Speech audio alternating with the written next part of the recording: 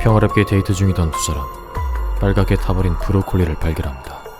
그런데 누가 악당인지 모르겠는 충격적인 얼굴의 아저씨. 이 이야기는 무서운 감시로부터 도망치는 뉴비들의 모습으로 시작됩니다. 아저씨를 멋있게 버려버리는 두 남자. 그렇게 팀원을 버린 대가를 치르게 됩니다. 굉장히 평화로운 장면이죠. 이 얍삽한 친구는 야비하게 혼자 빠져나가보려 하지만 결국 잘 빠져나갑니다.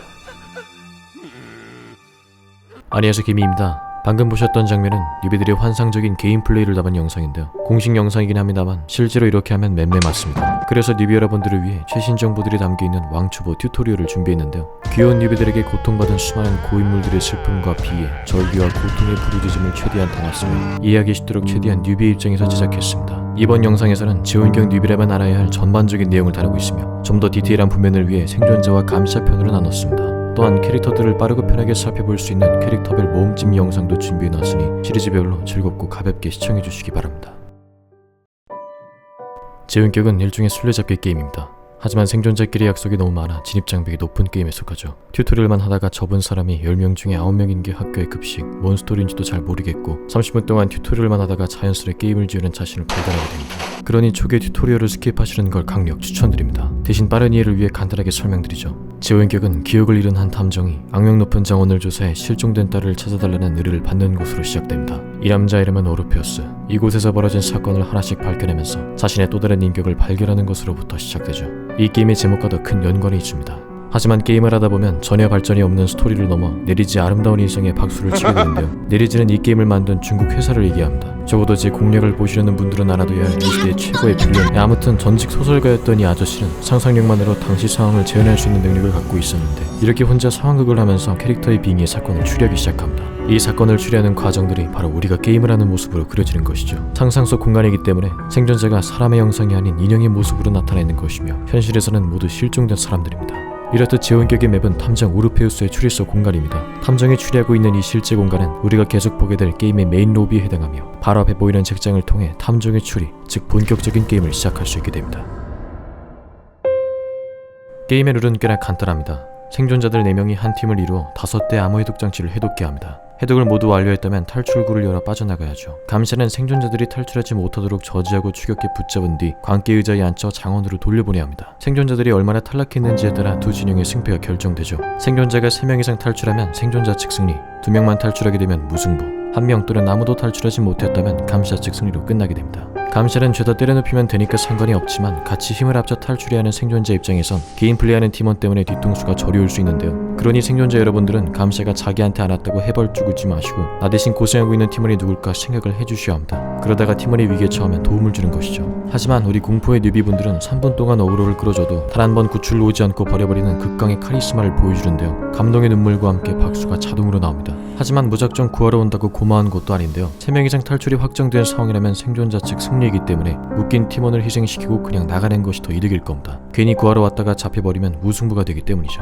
이 게임은 일반전과 랭킹전으로 구분되어 있는데 랭킹전은 하루에 2시간씩 3번, 총 6시간 동안 활성화됩니다. 단지 재미가 아닌 실력 위주의 게임이기 때문에 서로에게 피해가 가지 않도록 열심히 게임에 임해야죠. 하지만 가끔 아무것도 모르는 대왕 뉴비가 랭킹전에 등장하는 경우가 있는데요. 감시자는 너무나도 기쁘겠지만 생존자 진영은 화딱지가 나게 됩니다. 자신의 승률이 걸려있을 뿐더러 팀플레이에 심각한 영향을 주기 때문이죠. 이는 명백히 뉴비의 잘못이 아닙니다. 우리의 빌런인 네리즈의 잘못이며 보다시피 튜토리얼을 마치자마자 트롤을 장려하는 모습을 볼 수 있죠. 이 영상을 보신 뉴비 여러분들은 저거 굳이 안 껴도 되니까 게임을 충분히 이해할 때까지 일반 게임으로 많이 즐기시기 바랍니다. 생존자 감시자 진행을 골라 게임을 시작하게 되면 게임 대기실에 진입하게 됩니다. 이곳은 다른 유저와 매칭이 될 때까지 대기하는 곳이며 매칭이 되고 나면 생존자는 1분 동안, 감시는 1분 10초 동안 준비 시간을 갖게 됩니다. 이때부터는 도중에 게임을 나갈 수 없게 되는데 그동안 캐릭터와 인격, 보조 특성 등을 설정할 수 있으며 게임을 하기 전 어떤 맵인지 미리 확인할 수 있죠. 생존자 진행은 팀플레이가 요구되기 때문에 필요한 역할에 최소 1명쯤은 배치되어 있는 게 좋은데요. 대기실 우측 하단에 보면 팀에 어떤 역할이 부족한지에 대해 나옵니다.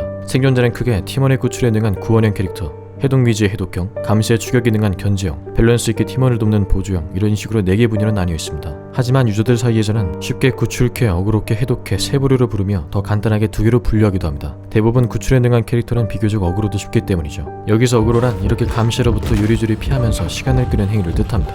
이런 식으로 팀이 밸런스 있게 골고루 역할이 분배되어 있어야 하나에 치우쳐져 있는 것보다 더 높은 효율을 보여주겠죠. 하지만 우리 무서운 뉴비분들은 처음이라 사용할 수 있는 캐릭터가 몇 개 없을 겁니다. 초반에는 의사, 변호사, 도둑, 정원사, 행운아 이렇게 5명과 감시인 공장장 1명을 무료로 사용할 수 있죠. 추가로 주황색 시계 표시가 되어 있는 생존자는 하루 동안 무료로 플레이할 수 있다는 것을 뜻하며 이는 매일 랜덤하게 변경됩니다. 행운아를 제외한 이 5명은 재원격의 메인 스토리를 담당하는 주인공들이자 기본 캐릭터인데요. 나머지는 이 게임의 재화인 단서를 통해 구매해야 합니다. 단서가 뭐냐? 이 게임의 재화는 총 4개, 단서, 영감, 메아리, 보석인데 단서는 게임을 하면서 얻을 수 있는 가장 기본적인 돈을 말합니다. 상점에서 캐릭터 액세서리를 구입하거나 지나간 시즌의 보물을 뽑을 수 있죠. 게임 한 판을 마치게 되면 점수를 얻게 되고 점수가 쌓이면 주사위를 얻게 되는데 이 주사위를 이용해 미니게임을 하듯 자신의 말을 전진시킬 수 있습니다. 이곳을 출애길이라고 부르며 일반적으로 메인 로비 우측 의자를 통해 접근할 수 있죠. 이 출애길은 앞으로 나아갈 때마다 해당 칸에 놓여있는 보상을 얻을 수 있는데 단서를 포함해 정수, 스킨 등 다양한 아이템들을 얻을 수 있습니다. 그중 영감도 얻을 수 있는데 영감은 할아버지가 아니고요. 주로 닉네임을 바꾸거나 정수깡을 할 때 사용되는 재화입니다. 정수깡이란 정수를 깐다의 줄임말로 일종의 가챠 시스템, 확률형 무작위 뽑기를 말합니다. 성능과 전혀 무관한 뽑기이며 오로지 치장템만을 뽑을 수 있죠. 감정표리나 액세서리, 스킨 등이 이에 포함됩니다. 재원격은 새로운 캐릭터가 하나 출시되거나 콜라보 이벤트, 대회 이벤트가 등장할 때마다 새로운 정수들이 등장하는데요. 특히 신캐가 나올 때마다 등장하는 정수에는 해당 캐릭터를 미리 사용해 볼 수 있는 우선권과 한정적으로 지급되는 황금 스킨을 얻을 수가 있습니다. 영감을 모아뒀다면 이 정수들을 깔 수가 있게 되죠. 하지만 영감을 모으지 않고 현질을 해서 대량으로 구매를 할 수도 있는데요. 이렇게 현질을 해서 얻게 되는 재화를 메아리라고 합니다. 여러분의 지갑이 여러분에게 정신 차리라고 울부짖는 메아리와 동일하죠. 상점에 있는 모든 것을 살 수 있으며 흑우의 아이콘입니다. 마지막은 보석, 정수를 가다가 중복되는 아이템들을 얻었을 경우 받게 되는 재화입니다. 중복된 아이템의 가치에 맞게 변환되며 게임을 꾸준히 하다 보면 보석이 모이게 되고 이 보석으로 상점에서 원하는 치장템을 살 수 있죠. 현질을 하지 않고도 치장템을 살 수 있다는 것에 장점이 있습니다.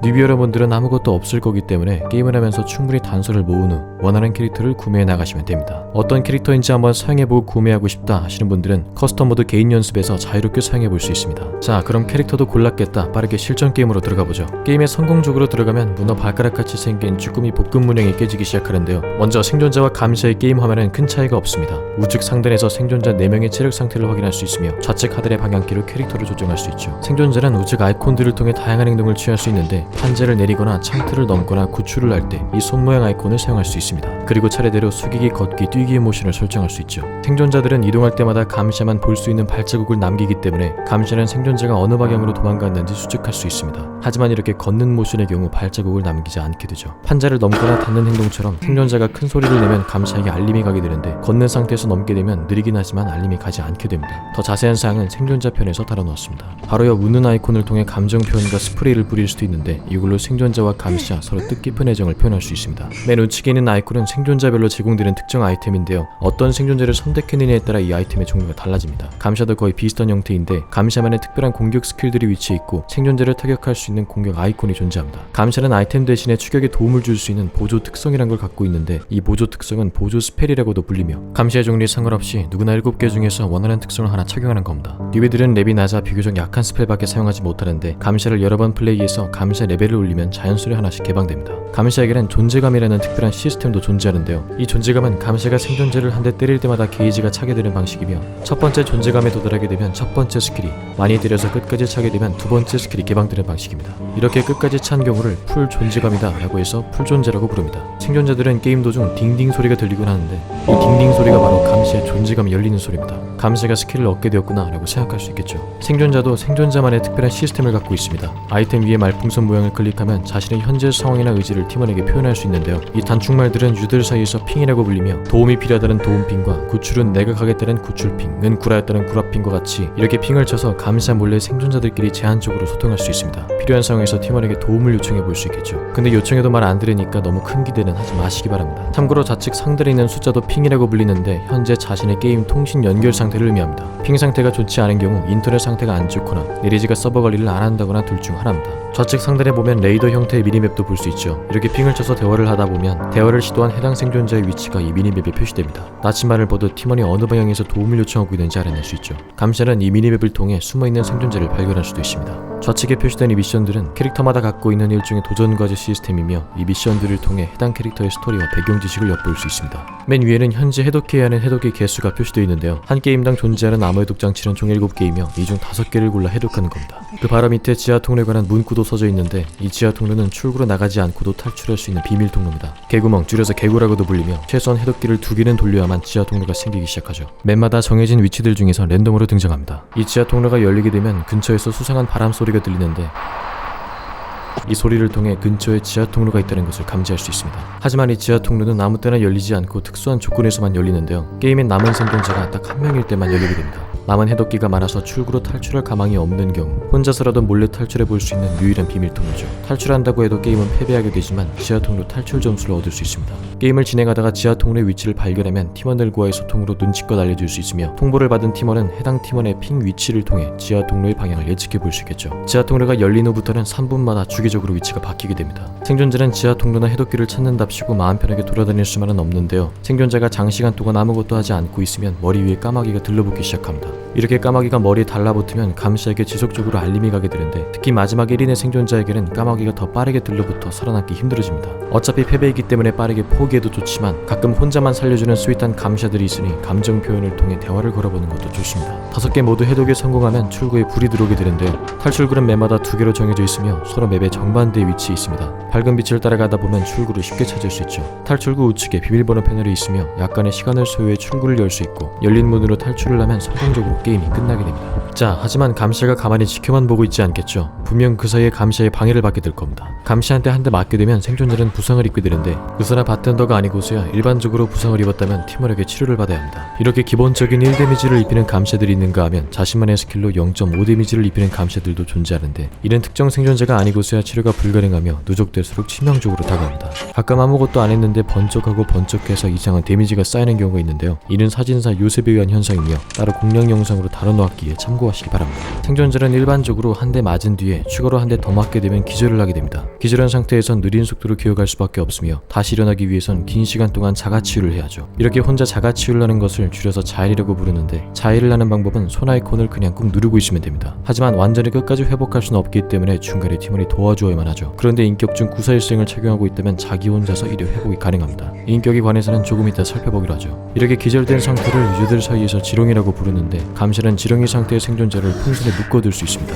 이렇게 생존자를 묶었으면 주변에 있는 의자에 앉히는 것이 감시자의 역할이죠. 생존자는 풍선에 묶여있을 때 몸부림을 쳐서 감시자의 이동을 방해할 수 있는데 몸부림을 치면 일정 주기마다 감시의 방향이 제멋대로 움직입니다. 의자와의 거리가 멀고 운이 좋다면 풍선 탈출을 노려볼 수도 있죠. 풍선 탈출한다를 줄여 풍탈이라고 합니다. 반대로 자신이 아닌 팀원의 도움으로 풍선에서 구출되는 경우가 있는데요. 대체적으로 구출 특성 생존자들의 도움으로부터 풍선 구출이 될 수 있습니다. 감시는 기절한 생존자를 의자에 꼭 앉혀 탈락시켜야만 하는데 이 의자를 광기 의자라고 부르며 맵에서 랜덤하게 간격을 두고 생성됩니다. 생존자가 의자에 앉게 되면 죽음으로 향하는 카운트다운이 시작되며 죽음의 게이지가 끝까지 차오르는 약 1분 동안 팀원이 구해주지 않으면 의자가 하늘로 날아오르며 죽게 됩니다. 그래서 생존자들은 의자에 묶인 팀원을 꼭 구출해줘야만 하죠. 하지만 구출할 때에는 필수적으로 알아둬야 할 점이 있는데요. 바로 골든타임입니다. 죽음 게이지를 잘 보면 중간에 희미한 선이 하나 보이죠. 이 선이 바로 골든타임인데 게이지가 중간에 다다르기 전에 팀원을 구출해주면 팀원의 목숨을 한 번 더 늘려줄 수 있습니다. 뭔 소리냐? 죽음 게이지가 절반이 넘어버린 팀원을 구출했다고 가정해볼까요? 하지만 감시가 바로 때려서 기절해버렸다면 팀원은 의자에 다시 앉게 되고 바로 죽음으로 향하게 되죠.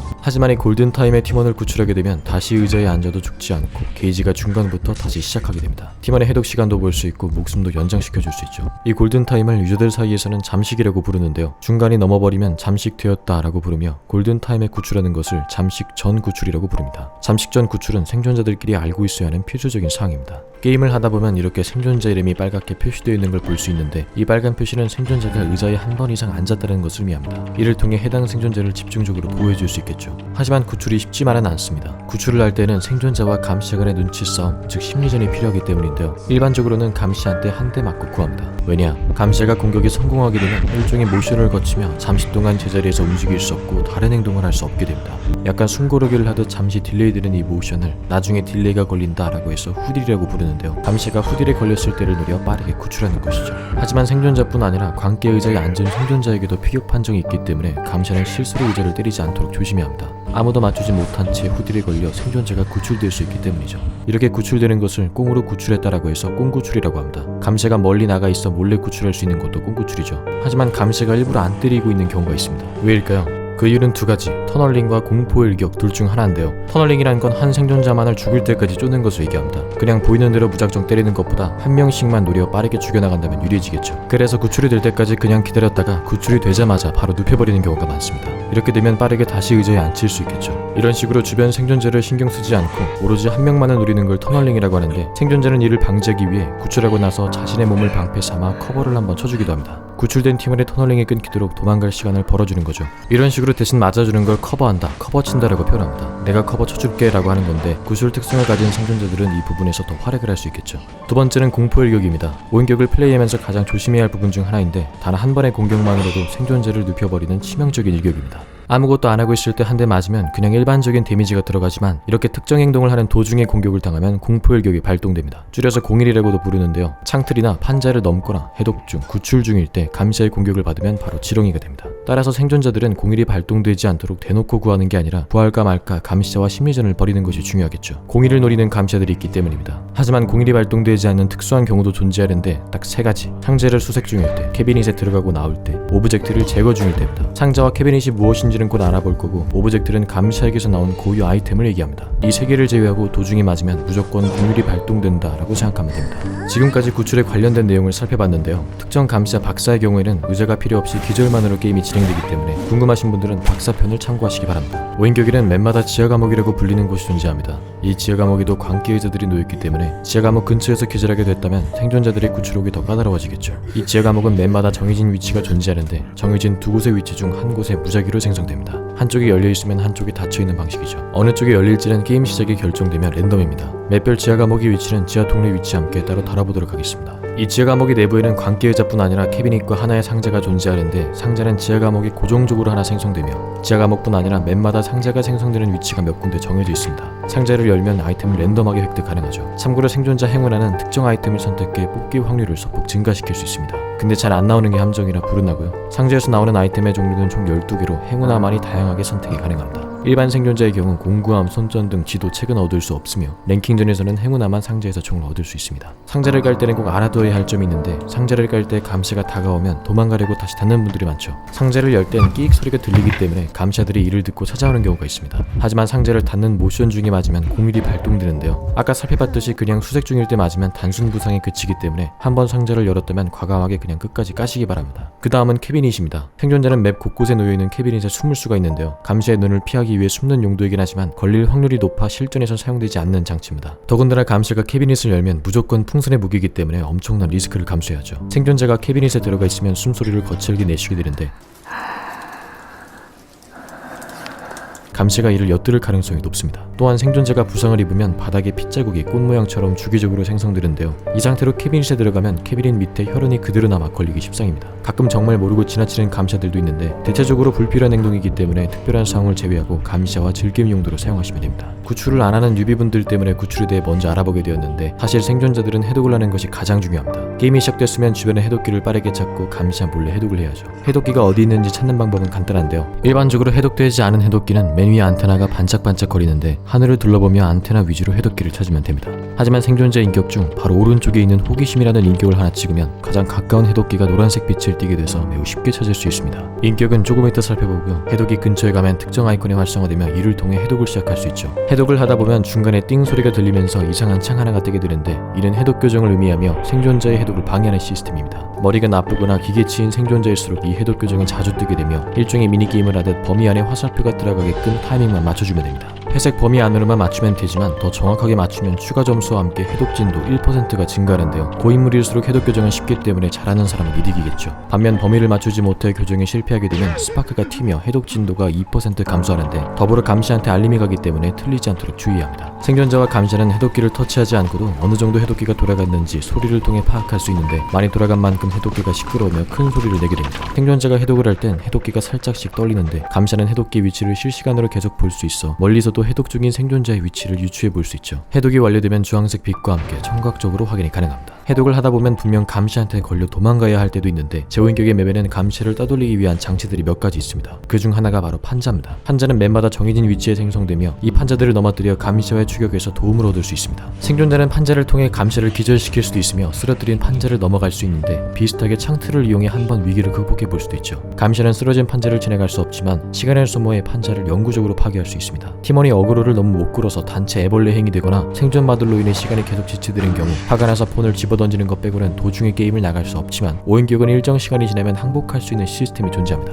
게임이 시작하고 난 뒤 120초가 지나야 항복이 가능해지며 120초 후 감시는 바로 항복이 가능하지만 생존자는 전원의 행동불능 상태일 때만 항복할 수 있습니다. 그리고 만장일치로 항복 투표가 나와야만 하죠. 자, 여기까지 제온격의 전반적인 게임 방법에 대해 알아봤는데요. 하지만 가장 중요한 부분을 살펴보지 않았죠. 생존자와 감시는 게임을 하기 전에 필수적으로 들고 가야 하는 준비물이 하나가 있는데 바로 인격입니다. 인격이 뭔지에 관해서는 이 편에서 더 자세히 알아보겠지만 간단하게 말해 여러분의 캐릭터를 겸손하게 만들 것인지 인성 파탄자로 만들 것인지를 결정지을 수 있는 일종의 보조 능력입니다. 인격은 정가운데로부터 시작, 방사형으로 뻗어나가면서 찍을 수 있는데 생존자와 감시자 모두 최대 120포인트까지 사용이 가능합니다. 뉴비들의 경우 이 포인트가 처음에 없기 때문에 게임을 하면서 인격 포인트를 올려야 하는데요. 그래서 초반엔 인격의 도움을 제대로 받을 수 없습니다. 이 인격 포인트는 생존자, 감시자 진영에 따라 각각 적용되며 쌓은 포인트 내에서 원하는 인격을 마음대로 찍을 수 있습니다. 한 인격을 찍는 데에는 5포인트가 소모되며 가장 끝에는 강력한 인격들이 위치있죠. 유저들은 이 최종 인격들을 시계 방향을 사용해 부르는데요. 3시, 6시, 9시, 12시 이 4개의 인격이 최종 인격입니다. 최종 인격은 최대 2개까지만 선택이 가능하고요. 자신이 사용하는 캐릭터와 운영법에 따라 인격을 자유자재로 설정해 따로 저장해 놓을 수도 있습니다. 이렇게 저장해 놓으면 게임 대기실에서 따로 시간을 들일 필요 없이 빠르게 바꿔줄 수 있겠죠. 생존자와 감시자 모두 서로 어떤 인격을 사용하는지는 볼 수가 없는데 생존자는 협동을 해야 하므로 자신이 어떤 최종 인격을 들였는지 채팅을 통해 공유를 하는 경우가 있습니다. 이렇게 숫자를 표시해서 나타내는데요. 36이면 3시와 6시를 들었다는 뜻이고 39면 3시와 9시를 들었다는 뜻입니다.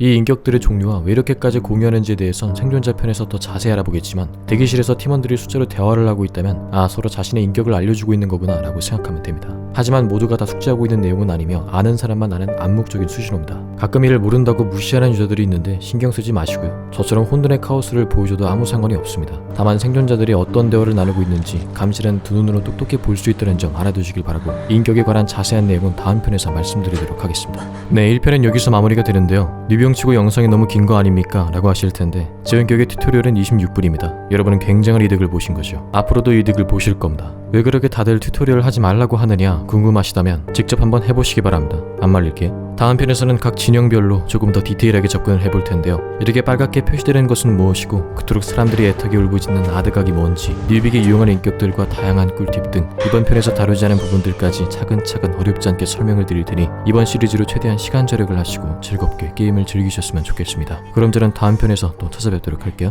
빠이.